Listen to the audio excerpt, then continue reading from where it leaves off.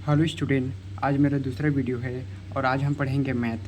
तो और इस मैथ में हम ये पढ़ेंगे, ठीक है, आव्यूह और सारणी के बारे में जानेंगे और यह बहुत ही इम्पोर्टेंट है। यह 11वीं 12वीं बीएससी एमएससी सभी में आता है। तो इसके हल करने के लिए हम पहले इसकी बेसिक जानकारी ले लेते हैं, तभी हम हल कर पाएंगे इसको।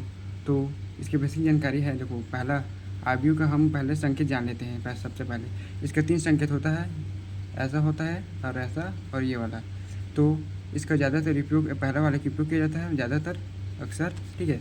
और इसमें क्या होता है कि आव्यूह, देख लो उदाहरण में दिया है आपका, ये जो 2 होता है इसका सभी पदों में गुणा होता है। जैसे मैं किया हूँ 2 2 चौक 8, 2 दूनी 4 और 2 दूनी 4, 2 एकम 2, ठीक है।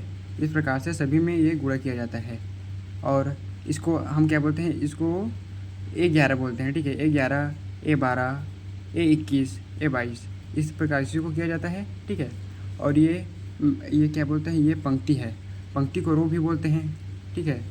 और ये कॉलम है, ठीक, कॉलम। तो पंक्ति को हम क्या बोलते हैं, एम से दर्शाते हैं, पंक्ति को एम से और कॉलम को एन से दर्शाते हैं, ठीक है। इसलिए यहाँ पर एम गुणित एन लिखा है। और उसके बाद हम पढ़ेंगे और सरल तरीके से बता देता हूँ। पंक्ति यानी ये सीधा लंबा टाइप का, और कॉलम यानी सीधा, ये वाला सीधा, ठीक है। तो यहीं पर लिखा हूँ, देखो, ये देखो यहाँ पर, ये इसको पंक्ति है, 2 4 और 2 लंबा है सीधा, और 2 1 ये पंक्ति है, दोनों पंक्ति है। और कॉलम ऊपर साइड 4 और 2 कॉलम सीधा है, और 2 1 इसको, ये भी कॉलम है, सीधा है, ठीक है।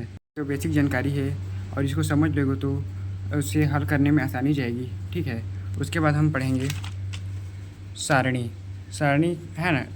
इसका संकेत क्या होता है, आप सीधा देखो, इसमें बताया था इस टाइप का होता है, ये 3 संकेत होता है, ठीक है, ये वाला, और इसमें एक संकेत बस होता है ये, ठीक है।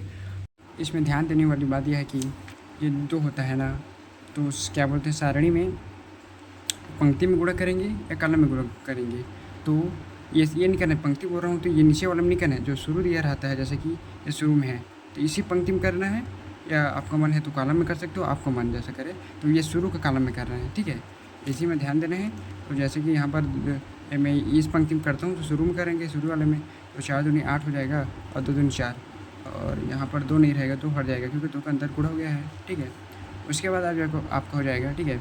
आपको करने का मन है कॉलम में, ठीक है, तो शुरू के कॉलम में करेंगे।